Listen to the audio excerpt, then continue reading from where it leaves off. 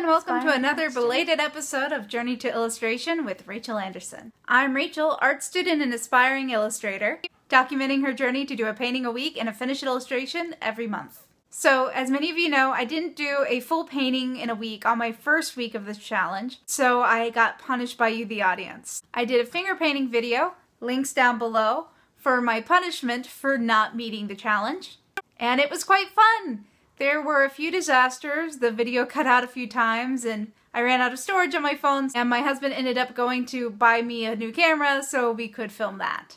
I actually really like my initial concept for the finger painting, so I might turn it into a finished illustration at some point. You can tell Josh edited the video because he left in all the parts of me being weird. I started my dragon painting last Sunday and got the pencil drawing done. Monday I did my underpainting, but it was kind of looking like a goopy mess, so I wiped it out, and then on Tuesday I redid the drawing and the underpainting until the point where it looked good. On Wednesday I started glazing in color, and glazing is magic. I love glazing so much, oh my god!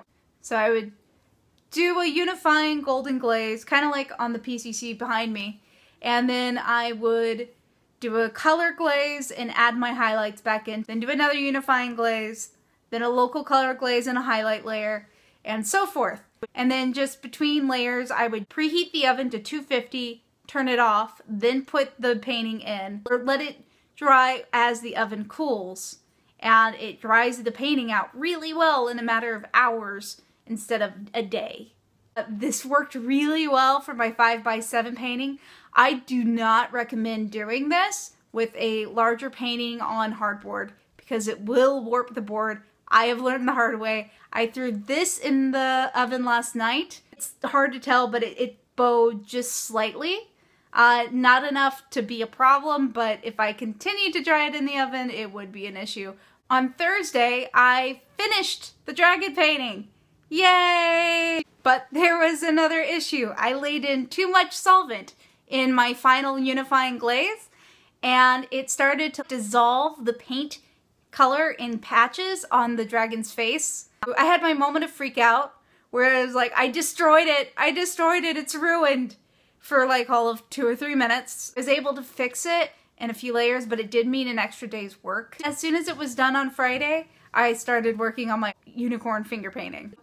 But at least it finally got done on time. And you can see the finished dragon painting here. Don't mind my kitchen cabinet in the background. I need to get better lighting in the kitchen for some reason. So I worked on my troll painting between letting layers of the dragon painting dry. And I managed to finish her on Saturday. So here's the finished troll underpainting. The culmination of 3 weeks of work. I had a lot of fun working on each component of the painting, but the flowers were really the hardest for me for some reason. Those flowers took a lot of time, but they were also a lot of fun to paint too. But at least now the hardest part is done.